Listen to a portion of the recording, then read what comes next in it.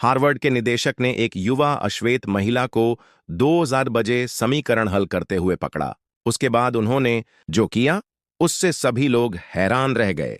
Harvard के प्रतिष्ठित गणित विभाग की रात की खामोशी जल्दबाजी में चल रहे कदमों की आवाज से टूट गई। निदेशक विलियम कैलाहन, एक प्रसिद्ध गणितज्ञ और अथक प्रशासक, अगले दिन के अंतर्राष्ट्रीय सम्मेलन के लिए महत्वपूर्ण दस्तावेज भूल जाने के बाद भवन में वापस आ गए थे। जब वे मुख्य एम्फीथिएटर की ओर जाने वाले गलियारे से नीचे मुड़े तो उन्होंने देखा कि दरवाजे के नीचे से एक हल्की रोशनी निकल रही थी। यह 2:17 बजे था। वहां कोई नहीं होना चाहिए था। भौहें सिकोड़ते हुए विलियम ने धीरे से दरवाजा खोला। उसने जो देखा उसे देखकर वह दंग रह गया। घुंघराले बालों वाली एक अश्वेत किशोरी जो पीछे की ओर उलझी हुई बन में बंधी थी, विशाल ब्लैकबोर्ड में पूरी तरह से खोई हुई थी। उसकी पतली उंगलियां प्रभावशाली सटीकता के साथ चलती थीं और वह अपनी पिछली कक्षा में प्रस्तावित सबसे जटिल समीकरणों में से एक को हल कर रही थी। एक गैर रेखीय अनुकूलन समस्या जिसने उसके सबसे प्रतिभाशाली डॉक्टरेट छात्रों को भी हैरान कर दिया था। लड़की ने उसे नोटिस नहीं किया। वह काम करती रही, अपने आप से फुसफुसाते हुए, जैसे जैसे वह हर कदम को आसानी से हल करती गई। तुम्हें क्या लगता है कि तुम क्या कर रही हो? उसकी गहरी आवाज खाली एम्फीथिएटर में गूंज उठी। लड़की मुड़ी। चाक उसकी उंगलियों से फिसलकर पॉलिश किए हुए फर्श पर बिखर गया। उसकी आंखें, जो पहले डर से चौड़ी हो गई थीं, जल्दी ही हार मानने लगीं।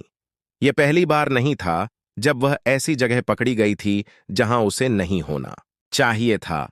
मुझे माफ करें सर, मेरा ऐसा करने का कोई इरादा नहीं था। मैं सिर्फ उस चीज को छू रहा था जो आपकी नहीं है। निजी संपत्ति पर अतिक्रमण कर रहा हूं। विलियम ने बोर्ड पर समाधान की जांच करते हुए संपर्क किया। आप कौन हैं? आप यहां कैसे आए? मेरा नाम जोरा है सर। मेरे पिता थॉमस हैं।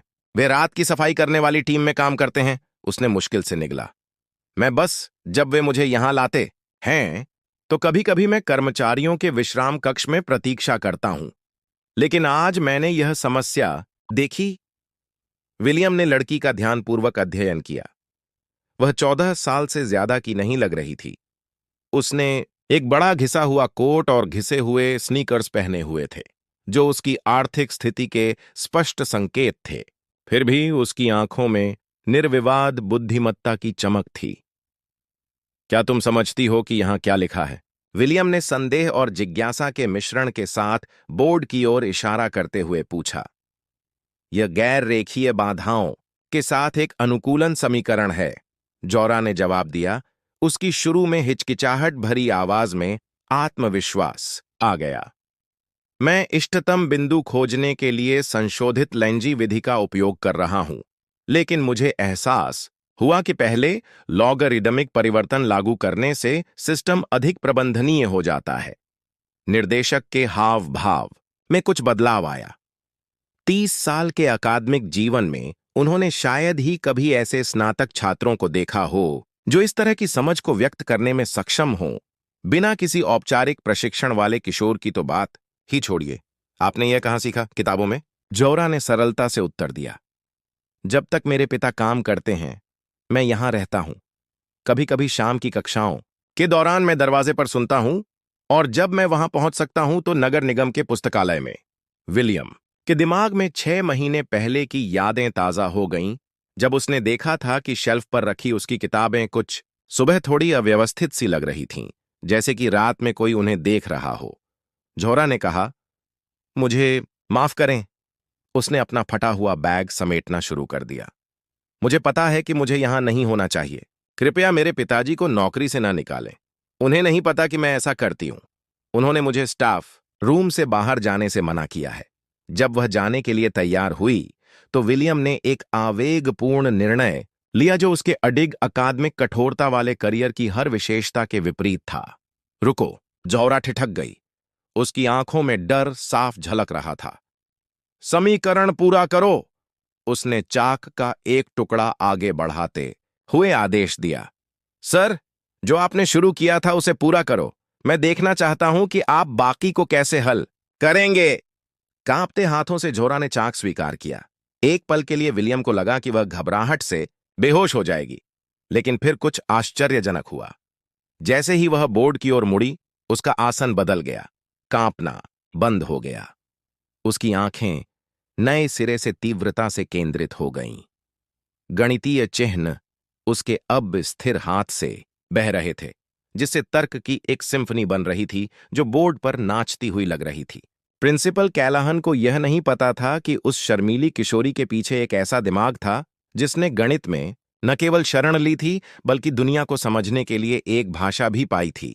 3 साल तक अपने पिता के साथ उनकी रात की कार्य यात्राओं के दौरान जोरा ने गुप्त रूप से एक ऐसी प्रतिभा विकसित की थी जो सिस्टम द्वारा उसके जैसे लोगों के लिए बनाई गई सभी बाधाओं को चुनौती देने वाली थी। यदि छिपी हुई प्रतिभाओं और पूर्वाग्रहों पर विजय पाने की इस कहानी ने आपकी जिज्ञासा को बढ़ाया है, तो चैनल को सब्सक्राइब करें और जानें कि कैसे सुबह 2 बजे एक अप्रत्याशित मुलाकात एक क्रांति का उत्प्रेरक बन गई, जिसने न केवल जोरा के जीवन को हमेशा के लिए बदल दिया, बल्कि उस सदियों पुरानी संस्था की दीवारों के भीतर मानव क्षमता की अवधारणा को भी बदल दिया। जोरा उस रात सोई नहीं। वह भोर में अपने पिता के साथ घर लौटी। उसका मन उस अप्रत्याशित मुलाकात के हर पल को फिर से जी रहा था। जब वह समीकरण पूरा कर रही थी, तब डायरेक्टर कैलाहन चुप रहे। उनकी अभिव्यक्ति समझ से परे थी। फिर एक सरल सिर हिलाते हुए उन्होंने केवल इतना कहा, कल फिर आना उसी समय। फिर वे अपने कागजात लेकर चले गए और झोरा को ब्लैक बोर्ड के सामने जमी हुई छोड़कर चले गए। थॉमस ने शहर के बाहरी इलाके में अपने छोटे से एक बेडरूम वाले अपार्टमेंट में नाश्ते के दौरान अपनी बेटी की बेचैनी देखी। कुछ गड़बड़ है जो? उसने पूछा। काम की एक और रात के बाद उसके थके हुए चेहरे पर चिंता की लकीरें उभर आईं। कुछ नहीं पिताजी, उसने झूठ बोला, उसकी आंखों से बचते हुए। वह कैसे समझा सकती थी कि उसने स्टाफ रूम में रहने का अपना वादा तोड़ दिया था, कि प्रिंसिपल ने उसे पा लिया था और उसे निकालने या उसकी रिपोर्ट करने के बजाय उसने उसे वापस बुला लिया था। उस दिन अपने स्थानीय पब्लिक स्कूल में कक्षाओं के दौरान जोरा ध्यान केंद्रित नहीं कर पा रही थी। उसकी गणित की शिक्षिका श्रीमती कोलिंस उदासीन छात्रों को द्विघात समीकरण समझा रही थीं, जबकि जोरा का मन घातीय रूप से अधिक जटिल समस्याओं की ओर भटक रहा था। जोरा, श्रीमती कोलिंस की आवाज ने उसे वापस बुलाया। क्या तुम हमें दिखा सकती हो कि इस समस्या को कैसे हल किया जाए? जोरा ने बोर्ड की ओर देखा, अपनी पलकें झपकाते हुए। समीकरण हास्यास्पद रूप से सरल था। उसने स्वचालित रूप से उत्तर दिया, जबकि उसके कुछ सहपाठियों ने अपनी आंखें घुमाईं। बेवकूफ और अजीब कहते हुए वह इसकी आदी थी। उसे इस बात से परेशानी हो रही थी कि वह उन चीजों पर अपना कीमती समय बर्बाद कर रही थी जिनमें वह सालों पहले माहिर हो गई थी। क्लास के अंत में मिसेस कॉलिंस ने उसे आवाज दी। आज तुम बहुत दूर लग रही हो, उसने धीरे से कहा। क्या सब ठीक है? तभी जोरा ने एक आवेगपूर्ण निर्णय लिया। मैं किसी से मिली, एक शिक्षक। उसने मेरे गणित के हल देखे और मुझे लगता है कि वह मेरी मदद करने में दिलचस्पी रखता है। मिसेस कॉलिंस, एकमात्र शिक्षिका जिसने जोरा की असाधारण प्रतिभा को वास्तव में देखा था, उसे अतिरिक्त समस्याएं और किताबें उधार देने के लिए दीं, मुस्कुराई। मुझे खुशी है कि तुम हमेशा एक अधिक चुनौतीपूर्ण वातावरण में रही हो, उसने कहा। लेकिन क्या होगा अगर यह सिर्फ एक क्षणिक जिज्ञासा है? क्या होगा अगर वह सिर्फ मेरा परीक्षण करना चाहता है? और फिर जोरा ने पढ़ाई पूरी नहीं की, लेकिन उसकी असुरक्षा साफ झलक रही थी। शिक्षिका ने अपनी छात्रा के बगल में बैठते हुए आह भरी। जोरा, तुम्हारी प्रतिभा एक दुर्लभ उपहार है। इसे किसी को भी कम मत होने दो, खुद को भी नहीं। उस रात अपने पिता के साथ फिर से काम पर जाते समय जोरा ने प्रिंसिपल से अपनी मुलाकात के बारे में कबूल किया। तुमने क्या किया? थॉमस चौंक कर रुक गया। जो तुम मुझे मुसीबत में डाल सकती थीं। हार्वर्ड खेलने की जगह नहीं है। यह कोई खेल नहीं था पिताजी। मैं गणित की समस्याओं को हल कर रहा था, ऐसे कमरों में पढ़ रहा था जहां तुम्हें नहीं होना चाहिए, ऐसे बोर्ड का उपयोग कर रहा था जो तुम्हारे नहीं थे, अपनी नौकरी को जोखिम में डाल रहा था। उसकी आवाज में डर और हताशा का मिश्रण था। हम उस दुनिया में नहीं हैं जोरा। मैं वहां सफाई करने के लिए हूं, न कि इसलिए कि तुम्हारी बेटी सीख सके। जोरा ने अपनी बात पूरी की। उसके अंदर अचानक साहस बढ़ रहा था। लेकिन उसने मुझे वापस आने के लिए कहा। यह एक अवसर है। थॉमस ने अपना थका हुआ चेहरा रगड़ा। किस बात का अवसर? प्रिंसिपल कैलाहन जैसे किसी व्यक्ति के लिए एक गरीब लड़की को सर्कस के जानवर की तरह समीकरण हल करते हुए देखने का मजा लेना। वह अपनी ठंडक के लिए जाना जाता है, जोरा। वह हम जैसे लोगों पर भरोसा नहीं करता। जोरा ने मुश्किल से निगला। वह समझाना चाहती थी कि उसने कैलाहन की आंखों में कुछ अलग महसूस किया, क्रूरता नहीं बल्कि पहचान। लेकिन इससे पहले कि वह जवाब दे पाती, वे गणित विभाग में पहुंच गए। स्टाफ रूम में जाओ, थॉमस ने दृढ़ता से निर्देश दिया, और वहीं रहो। जोरा ने आज्ञा का पालन किया। सफाई आपूर्ति अलमारियों से घिरे छोटे से मंद रोशनी वाले कमरे में बैठ गई। उसने अपनी घिसी पिटी नोटबुक खोली, जिसमें उसने अपनी पसंदीदा गणित की समस्याएं, लाइब्रेरी की किताबों से कॉपी किए गए समाधान, खुद से सिखाए गए प्रमेय रखे थे। 2 घंटे बाद, जब उसके पिता ऊपर की मंजिल पर प्रयोगशालाओं की सफाई कर रहे थे, जोरा ने दरवाजा खुलने की आवाज सुनी। प्रिंसिपल कैलाहन वहां खड़े थे। उनकी बांह के नीचे एक फोल्डर था। तुम नहीं आए, उन्होंने सरलता से कहा। मेरे पिता मुझे नहीं आने देंगे। विलियम ने सिर हिलाया, जैसे कि उसे इस उत्तर की उम्मीद थी। तुम्हारे पिता समझदार हैं, सुरक्षात्मक हैं। इसके बाद एक असहज चुप्पी छा गई। फिर जोरा को आश्चर्य हुआ। प्रिंसिपल ने फोल्डर आगे बढ़ाया। यह आपके लिए है। अंदर 5 उन्नत गणित की समस्याएं थीं। ऐसी समस्याएं जो अंतर्राष्ट्रीय ओलंपियाड में आती थीं और सर्वश्रेष्ठ डॉक्टरेट छात्रों को चुनौती देती थीं। क्यों? जोरा ने उलझन में जिज्ञासा बढ़ाते हुए पूछा। विलियम ने जवाब दिया, मैं देखना चाहता हूं कि अगले कुछ दिनों में आप उनके साथ क्या करते हैं।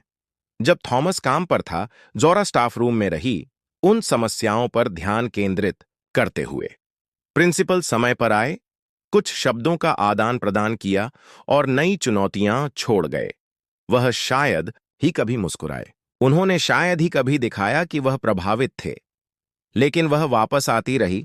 तीसरी रात को कुछ बदल गया। प्रोफेसर मार्कस विंटर्स, जो अपने अहंकार और पूर्वाग्रह के लिए मशहूर हैं, विलियम के साथ थे। क्या ये वही लड़की है? विंटर्स ने झोरा की ओर देखते हुए पूछा, जैसे वह किसी संग्रहालय में कोई जिज्ञासा हो। वह छोटा मानव कैलकुलेटर? जोरा को लगा कि उसका चेहरा जल रहा है। विंटर्स ने बिना अनुमति के उसके नोट्स लिए, उन्हें जल्दी से पलटा और एक सूखी हंसी निकाली। दिलचस्प लेकिन स्पष्ट रूप से अल्प विकसित, परिष्कृत प्रतिभा के बिना आप वास्तव में इस पर विचार नहीं कर सकते। हम यहां उसके लिए नहीं हैं, मार्कस। विंटर्स के जाने के बाद विलियम ने सूखी आवाज में टोका। उस पर ध्यान मत दो। कुछ शिक्षाविद अभिजात्यवाद को बुद्धिमत्ता से भ्रमित करते हैं। यह पहली बार था जब जोरा ने उसे सहानुभूति का कोई संकेत देते देखा था। उसे तब एहसास हुआ कि कुछ और चल रहा था, कुछ ऐसा जो निर्देशक प्रकट नहीं कर रहा था। जोरा को यह नहीं पता था कि जब वह उन असंबंधित समस्याओं को हल कर रही थी, तब विलियम कैलाहन हार्वर्ड में सत्ता के गलियारों में एक खामोश लड़ाई लड़ रहा था। एक ऐसी लड़ाई जिसमें हाशिए के समुदायों के प्रतिभाशाली युवाओं के लिए कार्यक्रम का भविष्य शामिल था। एक ऐसा कार्यक्रम जिसे वह विंटर्स जैसे लोगों के कड़े प्रतिरोध के बावजूद कई सालों से लागू करने के लिए गुप्त रूप से लड़ रहा था। और जोरा अनजाने में उसका जीता जागता सबूत बन रही थी। एक संस्थागत युद्ध में उसका गुप्त हथियार, जो न केवल उसकी बल्कि उसके जैसे सैकड़ों बच्चों की किस्मत बदल सकता था। प्रोफेसर विंटर्स के साथ असहज बैठक के बाद 2 सप्ताह बीत चुके थे। दिनचर्या जारी रही। जोरा स्टाफ रूम में बढ़ती हुई चुनौतीपूर्ण समस्याओं को हल कर रही थी, जबकि उसके पिता हार्वर्ड के हॉल साफ कर रहे थे। बुधवार की शाम को विलियम एक अलग भाव के साथ दिखाई दिया। वह गणित की समस्याएं नहीं बल्कि एक आधिकारिक विवरणिका लेकर आया था। कल एक सम्मेलन है, उसने कागज को मेज पर रखते हुए कहा। पहुंच और विविधता समिति वार्षिक बजट पर मतदान करेगी। आप मुझे यह क्यों बता रहे हैं? क्योंकि महीनों से मैं हाशिए के समुदायों के युवा लोगों के लिए छात्रवृत्ति कार्यक्रम की वकालत कर रहा हूं, एक ऐसा कार्यक्रम जो आप जैसी प्रतिभाओं की पहचान करेगा। अब सब कुछ समझ में आ गया। समस्याएं, परीक्षाएं, विंटर्स का दौरा। आप मुझे एक उदाहरण के रूप में इस्तेमाल कर रहे हैं? जौरा ने अनिश्चित होकर पूछा। अपनी क्षमता का दस्तावेजीकरण कर रहे हैं, विलियम ने सुधारा। हार्वर्ड उन बाधाओं के कारण प्रतिभा को बर्बाद करता है जिनका बुद्धिमत्ता से कोई लेना देना नहीं है। मुझे समिति को समझाने के लिए कुछ ठोस चाहिए। तुम चाहते हो कि मैं क्या करूं? अंदर आओ, उन्हें वह दिखाओ जो मैं पहले से जानता हूं। थॉमस, जो चुपचाप अंदर आया था, ने बीच में टोकते हुए कहा, बिल्कुल नहीं। तुम उसे किसी अजीब और गरीब शो की तरह इधर उधर घुमाना चाहते हो। झोरा ने धीरे से विरोध किया। नहीं झो, उन्हें तुम में नहीं बल्कि तुम जो प्रतिनिधित्व करते हो उसमें दिलचस्पी है। एक प्रेरक कहानी, दान का एक उदाहरण। विलियम अविचलित रहा। तुम्हारे पिता को संदेह होना सही है। हार्वर्ड में लोगों को विविधता की सजावट के रूप में इस्तेमाल करने का एक लंबा इतिहास रहा है। तो फिर हम यह बातचीत क्यों कर रहे हैं? थॉमस ने पूछा। क्योंकि मैं दान का प्रस्ताव नहीं कर रहा हूं, मैं व्यवस्था को बदलने का प्रस्ताव कर रहा हूं। अगली दोपहर मैक्सवेल ऑडिटोरियम खचाखच भरा हुआ था।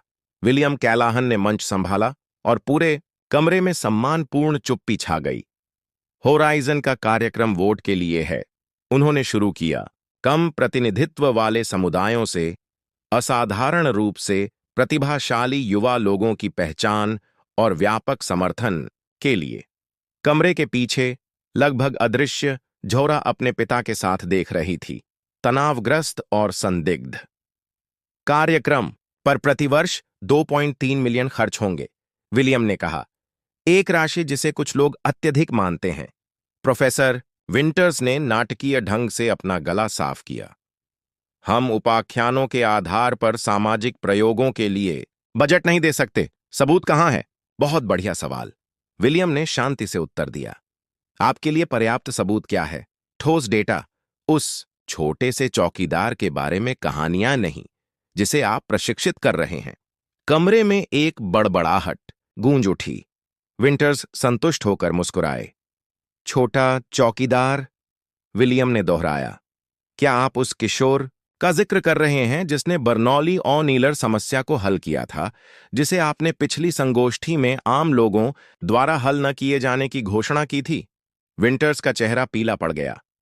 असंभव, कोई भी बच्चा नहीं कर सकता। मेरे पास वह है, विलियम ने स्लाइड दिखाते हुए कहा। 5 अंतर्राष्ट्रीय ओलंपियाड स्तर की समस्याओं के समाधान, उनमें से 3 पूरी तरह से मूल दृष्टिकोण के साथ। कमरे में सन्नाटा छा गया। कुछ प्रोफेसर उत्सुकता से आगे झुके। दिलचस्प, लेकिन शायद एक सांख्यिकीय विसंगति, विंटर्स ने जवाब दिया। तभी जोरा खड़ी हो गई। माफ करें, उसने कहा। उसकी आवाज शुरू में शर्मीली थी लेकिन मजबूत होती जा रही थी। मैं एक सांख्यिकीय विसंगति नहीं हूं, मैं एक 14 वर्षीय लड़की हूं जिसे गणित पसंद है। थॉमस ने उसे रोकने की कोशिश की, लेकिन झोरा पहले ही सभागार के केंद्र की ओर बढ़ रही थी। बैठक में बाधा डालने की हिम्मत करने वाले अश्वेत किशोर के हर कदम पर हैरान नजरें थीं। और मैं अकेली नहीं हूं, उसने आगे कहा। मैं अपने स्कूल में कम से कम 5 सहपाठियों को जानती हूं जो यहां आ सकते थे अगर उनके पास वही किताबें होतीं। विंटर्स लाल हो गए। ये बेतुका है, ये बच्चा यहां कैसे आया? सुरक्षा, मिस थॉम्पसन यहां मेरे मेहमान के रूप में है, विलियम ने बीच में कहा। सामने की पंक्ति में एक बुजुर्ग प्रोफेसर अपने चश्मे को ठीक करते हुए खड़े हो गए। क्या आप समीकरण वाली लड़की हैं?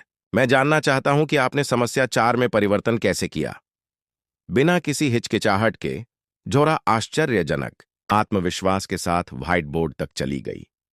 उसने एक कलम उठाई और अपने तर्क को समझाना शुरू कर दिया। जब वह फंक्शन और लॉगरिदमिक परिवर्तनों के बारे में बात कर रही थी तो उसका हाथ तरल रूप से हिल रहा था। चुप्पी पूर्ण थी।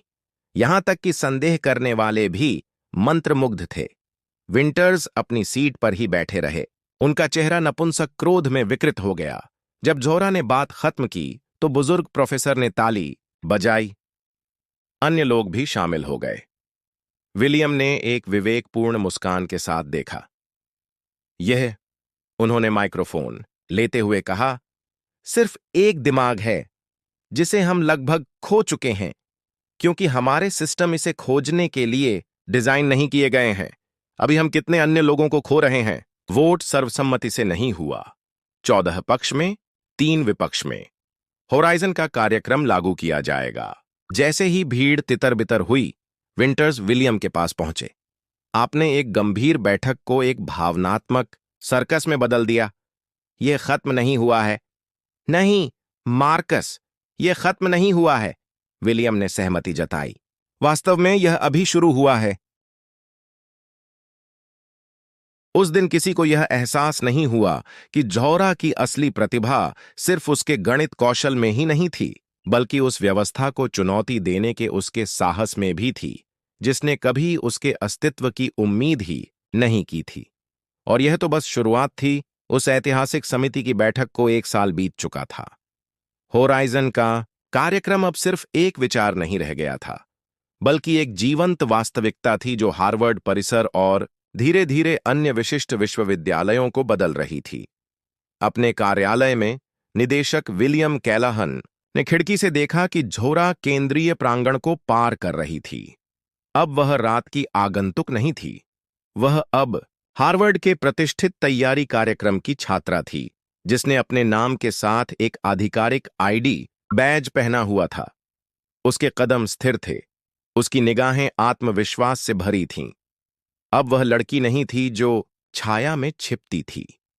कार्यक्रम के प्रारंभिक परिणाम आ गए हैं। सहायक ने उसे एक फोल्डर देते हुए घोषणा की, यह सभी अनुमानों से अधिक है। विलियम ने रिपोर्ट को पलटा। उसके होठों पर एक विवेकपूर्ण मुस्कान उभरी। हाशिए के समुदायों के 47 छात्रों की पहचान की गई थी और उन्हें केवल 1 वर्ष में पूर्ण छात्रवृत्ति प्रदान की गई थी। उनके औसत मानकीकृत परीक्षण स्कोर सर्वश्रेष्ठ पारंपरिक छात्रों के स्कोर से प्रतिस्पर्धा कर रहे थे। विंटर्स के बारे में क्या? विलियम ने पूछा, हालांकि उसे पहले से ही जवाब पता था। उन्होंने पिछले हफ्ते इस्तीफा दे दिया था। कोलंबिया ने उन्हें एक पद की पेशकश की थी, लेकिन रिकॉर्डिंग के बारे में सुनने के बाद उन्होंने प्रस्ताव वापस ले लिया। रिकॉर्डिंग? किसी ने पूछा। किसी ने ज़ोहरा और कार्यक्रम में अन्य छात्रों के बारे में विंटर्स की अपमानजनक टिप्पणियों को वीडियो पर कैद कर लिया था, विभाग की बैठक के दौरान उन्हें चैरिटी प्रयोग कहते हुए। जब वीडियो लीक हुआ तो उनकी प्रतिष्ठा जल्दी ही खत्म हो गई। उन्होंने अपना भाग्य खुद बनाया, विलियम ने सरलता से कहा। उस दोपहर विलियम कैफेटेरिया में गया जहां द्विवार्षिक होराइजन की बैठक हो रही थी। अंदर जाने पर उसने एक जीवंत कमरा पाया। विविध पृष्ठभूमियों से आए दर्जनों युवा लोग उन्नत गणित, इंजीनियरिंग और विज्ञान पर उस उत्साह के साथ चर्चा कर रहे थे जो केवल युवा और वास्तविक अवसर ही पैदा कर सकते हैं। एक कोने में ज़ोहरा नए छात्रों के एक चौकस समूह को गैर यूक्लिडियन ज्यामिति में एक अवधारणा समझा रही थी। जब उसने विलियम को देखा तो उसने सावधानी से हाथ हिलाया और उसके पास जाने से पहले अपनी व्याख्या समाप्त की। मुझे लगा कि आपको यह जानकर अच्छा लगेगा कि मेरे पुराने स्कूल के 5 छात्रों को कार्यक्रम के अगले चरण में स्वीकार कर लिया गया है, उसने कहा। आपका आउटरीच कार्य रंग ला रहा है, विलियम ने जवाब दिया। ज़ोहरा होराइजन के लिए एक अनौपचारिक राजदूत बन गई थी, जो अन्य छिपी हुई प्रतिभाओं की पहचान करने के लिए नियमित रूप से अपने समुदाय में लौटती थी। अब आपको रात में सफाई नहीं करनी पड़ती, है ना? उसने धीरे से उसके पिता की ओर इशारा करते हुए पूछा। विलियम ने सिर हिलाया। थॉमस ने कार्यक्रम के लिए रसद समन्वयक का पद संभाला। वह इस परिसर के हर कोने को किसी भी प्रशासक से बेहतर जानता है। सुबह 2 बजे एक अप्रत्याशित बैठक के रूप में जो शुरू हुआ था, उसने न केवल झोरा और उसके पिता के जीवन में बल्कि संस्थान के मूल ढांचे में भी गहरा परिवर्तन ला दिया था। अन्य संकाय सदस्य, जो शुरू में संशय में थे, अब सक्रिय रूप से कार्यक्रम का समर्थन कर रहे थे, क्योंकि उन्होंने इसके निर्विवाद परिणाम देखे थे। एक सप्ताह बाद एक विशेष कार्यक्रम के दौरान जोरा को एक श्रोता के समक्ष बोलने के लिए आमंत्रित किया गया, जिसमें 12 विश्वविद्यालयों के प्रतिनिधि शामिल थे, जो इसी तरह के कार्यक्रम लागू करने की योजना बना रहे थे। मैं सोचती थी कि हार्वर्ड जैसी जगह मेरे जैसे लोगों के लिए नहीं बनी है, उसने शुरू किया। उसकी स्पष्ट आवाज सभागार में गूंज उठी। और कई मायनों में मैं सही थी। ये संस्थान विशेषाधिकार प्राप्त लोगों द्वारा और उनके लिए बनाए गए थे। लेकिन संस्थाएं तब बदल सकती हैं जब साहसी लोग यह तय करते हैं कि प्रतिभा को सिर्फ इसलिए बर्बाद नहीं किया जाना चाहिए क्योंकि वह गलत जगह पर पैदा हुई है। आगे की पंक्ति में उसके पिता ने आंसू भरी आंखों से देखा। उसके बगल में श्रीमती कोलिंस थीं, जो उसकी पूर्व शिक्षिका थीं, जो अब कार्यक्रम की सलाहकार हैं। जोरा ने आगे कहा, प्रतिभा का मतलब विशेषाधिकार नहीं है। प्रतिभा का मतलब दृढ़ता है। यह रात में स्टाफ रूम में समस्याओं को हल करना है, क्योंकि आपके पास पढ़ने के लिए और कोई जगह नहीं है। यह बाधाओं को कदम के पत्थरों में बदलना है। जब भाषण समाप्त हुआ तो दर्शकों ने खड़े होकर तालियां बजाईं। विलियम ने पीछे मीडिया अधिकारियों के एक समूह को देखा। कहानी राष्ट्रीय ध्यान आकर्षित कर रही थी। होराइजन का मॉडल हार्वर्ड से परे फैलने वाला था। घटना के बाद जब वे साथ साथ चल रहे थे, थॉमस ने जोरा को देखा और फिर विलियम को। जब तुमने उसे उस रात पाया तो क्या तुम किसी सिद्धांत का परीक्षण कर रहे थे या अपने कार्यक्रम के लिए सबूत की तलाश कर रहे थे? विलियम ने इस सवाल पर ध्यान से विचार किया। मैं यह मानने के लिए एक कारण की तलाश कर रहा था कि बदलाव संभव है, और मुझे वह मिल गया। असली जीत सिर्फ जोरा द्वारा हल किए गए समीकरण या उनके द्वारा प्रेरित कार्यक्रम में नहीं थी। यह एक पूरी प्रणाली के परिवर्तन में थी, जिसने सदियों से अनगिनत प्रतिभाशाली दिमागों को सिर्फ इसलिए बर्बाद कर दिया था क्योंकि वे सही पैकेज में नहीं आए थे। और जैसा कि जोरा ने हर दिन दिखाया, कभी-कभी सबसे बड़ा प्रतिरोध किसी प्रतिद्वंद्वी के खिलाफ नहीं, बल्कि उस प्रणाली के खिलाफ होता है जिसने कभी आपके अस्तित्व की उम्मीद नहीं की थी।